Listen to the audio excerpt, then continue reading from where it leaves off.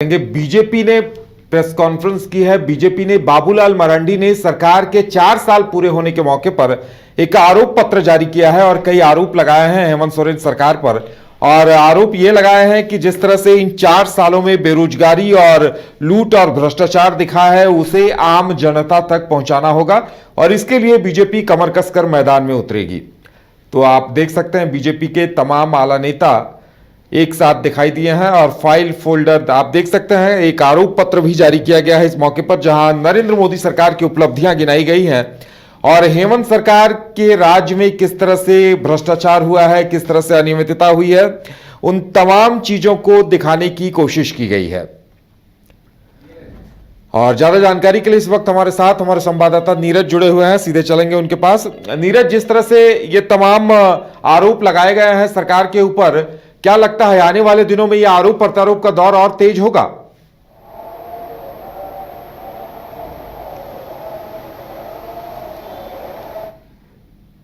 नीरज, हमारी आवाज अगर मिल पा रही है, नीरज हमारी आवाज अगर मिल पा रही है तो जिस तरह से बाबूलाल मरांडी ने, बीजेपी के तमाम नेताओं ने हेमंत सरकार के 4 साल के कार्यकाल पर निशाना साधा है, तो ऐसे में लगता है यह आरोप प्रत्यारोप का दौर अभी लंबा चलेगा। बिल्कुल, देखिए आज जो भाजपा के प्रदेश अध्यक्ष बाबूलाल मरांडी समेत कई अन्य नेता थे, आज भाजपा के प्रदेश कार्यालय में एक आरोप पत्र जो है वो शो किया गया, जिसमें आप देखिए मेरे पास वो एक सॉफ्ट कॉपी है इस आरोप पत्र का, जिसमें प्रधानमंत्री नरेंद्र मोदी ने एक ट्वीट किया था जो कि धीरज साहू के ठिकानों पर जब आईटी की रेड चल रही थी उससे संबंधित है। और उसके बाद जो है, क्योंकि कल जो है मौजूदा हेमंत सरकार की 4 साल पूरा हो रहे हैं, उसको लेकर भी जो है एक इसमें जो है एक शीर्षक दिया गया है, जिसमें ये कहा गया कि फाइल फोल्डर बोस की सरकार के 4 साल, गठबंधन मालामाल, झारखंड बदहाल। तो ये जो है आज एक पुस्तक का विमोचन किया गया है भाजपा की तरफ से और कहीं ना कहीं इस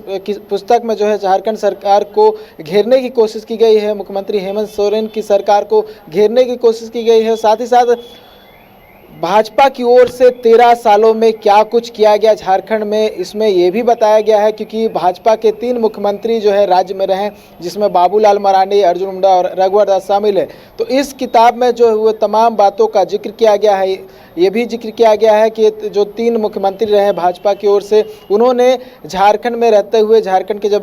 बीजेपी की सरकार रही और ये जो मुख्यमंत्री रहे, उन्होंने अपने कार्यकाल में क्या कुछ कहा वो किया है। और उसके बाद जो है मुख्यमंत्री हेमंत सोरेन और यूपीए के कार्यकाल के बारे में भी इसमें चर्चा की गई है, कैसे 10 साल यूपीए की सरकार झारखंड में रही और उन्होंने कैसे काम किया। और कहीं ना कहीं अभी मौजूदा के समय में जो है 4 साल जो है मौजूदा सरकार का जो हो गया है, उसको लेकर कहीं ना कहीं निशाना साधने की कोशिश की गई और ये कहा गया कि इस सरकार में भ्रष्टाचार चरम सीमा पे है, चाहे वो ब्लॉक हो, अंचल हो या फिर थाना हो, हर जगह पैसा देना पड़ता है। सरकार खुद भी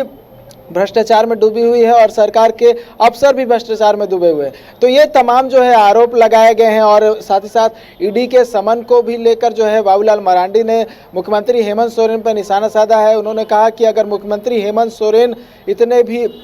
अगर उन्होंने गलती नहीं की है, अगर वो पाक साफ है, तो उन्हें सीना तान के ईडी के अधिकारियों के समक्ष खड़ा होना चाहिए। लेकिन मुख्यमंत्री हेमंत सोरेन लगातार ईडी के समन पर भागते फिर रहे हैं। तो आरोप का जो दौर है उदय पहले भी शुरू था और अभी भी जारी है। बिल्कुल नीरज, लगता है जिस तरह से आरोप लगाए गए हैं, आने वाले दिनों में बीजेपी अपने इस अभियान को और तेज करेगी, क्योंकि पहले लोकसभा के चुनाव है और उसके कुछ दिनों बाद विधानसभा के चुनाव भी होने हैं। देखिए बिल्कुल कह सकते हैं, क्योंकि जिस तरह से आप अभी मार्च अप्रैल में जो है लोकसभा चुनाव होने हैं, ऐसे में तमाम जो बीजेपी के नेता हैं वो शुरू से ही हमलावर है। और अब जिस तरह से आपने देखा हो कि लगातार जो है प्रेस कॉन्फ्रेंस हो रहा है, जो राष्ट्रीय प्रवक्ता है जफर इस्लाम, वो खुद यहाँ पर आते हैं प्रेस कॉन्फ्रेंस करके जो मौजूदा सरकार है झारखंड मुक्ति मोर्चा, यूपी और आरजेडी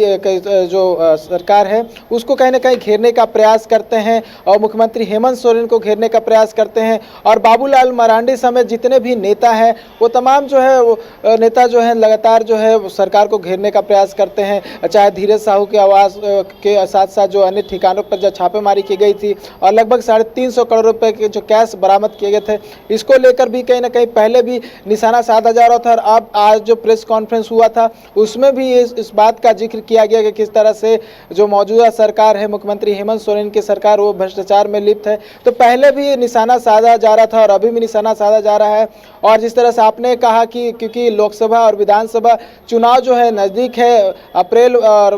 मार्च में जो है लोकसभा चुनाव होने और नवंबर दिसंबर में जो है विधानसभा का चुनाव होने, ऐसे में बीजेपी अपनी ओर से चाह रही कि जितना ज़्यादा जो हो सरकार की जो लूप होल से कमियां हैं और जो सरकार ने वादा किया था, मुख्यमंत्री हेमंत सोरेन ने वादा किया था, वो तमाम बातों को भी कहीं ना कहीं लाने की कोशिश की गई है।